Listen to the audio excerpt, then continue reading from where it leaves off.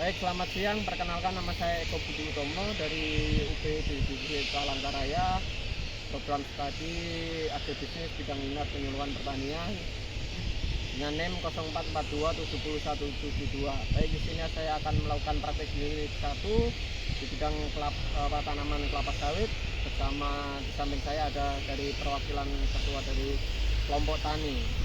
Baik, dengan Bapak siapa? Bapak Ari Setiawan. Nah, ini Bapak Ari ini dari perwakilan dari ketua kelompok tani di sekitar tempat saya praktek. Baik, di sini saya akan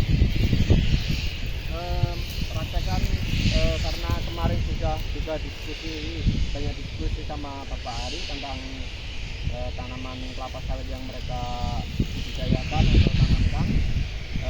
Sebagian besar itu dari anggota kelompok tani belum mengetahui cara pemanenan yang benar ya Pak? Ya benar. Nah, Dari cara pemanenan yang kurang tepat, penyusunan pelepah seperti apa, perawatan pemupukannya seperti apa, terus dengan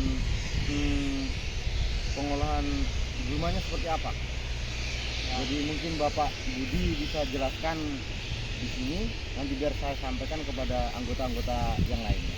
Nah, baik.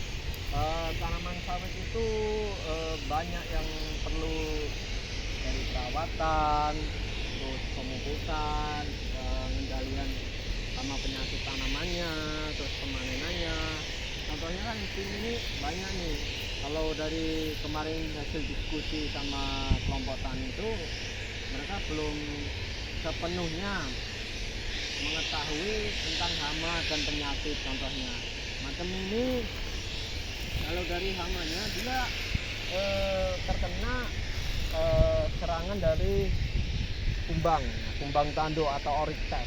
Dia harus ada pengendaliannya. Nah, nanti kan saya sampaikan waktu ada diskusi lagi dengan perwakilan kelompok tani bagaimana solusinya. Terus dari penyakit ini juga banyak, karena penyakit tanaman itu rata-rata kalau di perkebunan masyarakat itu bisa dari daunnya entah kena jamur atau akarnya berjamur karena kena ganoderma. Terus kalau dari pemupukan biasanya mereka berapa kali Pak pemupukan? Pemupukannya sih tergantung dari individu sih Pak. Kadang-kadang kan mereka kan nggak tahu juga dosisnya seperti apa. Jadi makanya dari Bapak Budi jelaskan sini, semoga apa yang Bapak Budi sampaikan bisa memaksimalkan lah untuk perawatannya perkebunan kami ini seperti apa. Jadi kami bisa lebih maksimal lah Pak untuk perawatannya. Untuk pemupukan kan tergantung dia nanti pupuk jenis apa, terus sesuai dengan dosis yang telah ditentukan ya. Dari pemupukan terus perawatan. Nah, semuanya kan banyak contohnya nih, ini kan piringan belum terawat dengan benar. Harusnya kan namanya perkebunan kelapa sawit ya, piringan ini harus bersih supaya pertumbuhan pohon sawit ini dapat berkembang dengan maksimal dan mengurangi satu gulma yang bisa saja waktu kita melakukan pemupukan dia malah pupuk tersebut diserap oleh gulma, bukannya diserap oleh tanaman sawit. Terus pengendalian hama maupun penyakit, terus pemanenan ini banyak yang masih ya ada yang belum paham. Terus bagian besar sih belum paham, nampaknya masih panen sudah bisa, tetapi secara prosedur atau teknik yang baik kebanyakan masih belum. Ini kan masih ada yang pelepahnya digantung atau cuma dibuang ujungnya saja. Nah, ini kan ada sesuai dengan standarnya kan benar, nanti akan disampaikan juga waktu kita ada pertemuan lagi. Nanti kalau waktu habis panen kan biasanya sisa pelepahnya Pak, biasanya fungsinya gimana ya yang baik yang benar itu Pak? Iya, penyusun pelepah itu sebenarnya tidak boleh. Harusnya disusun antara pokok sawit ini atau di istilahnya di pacar mati. Di pacar mati itu di antar baris antar sawit. Nah, bisa, karena kan supaya dia pembusukan juga bisa jadi unsur hara atau pupuk organik. Terus kedua bisa mencegah kita resikonya terkena duri apabila kalau kita taruh sembarang kayak gini pun kan cara pandangan tidak jernih, terus bisa saja waktu kita kegiatan pupuk, kita perawatan, kita kena duri dari pelepah itu kan juga cukup riskan tuh.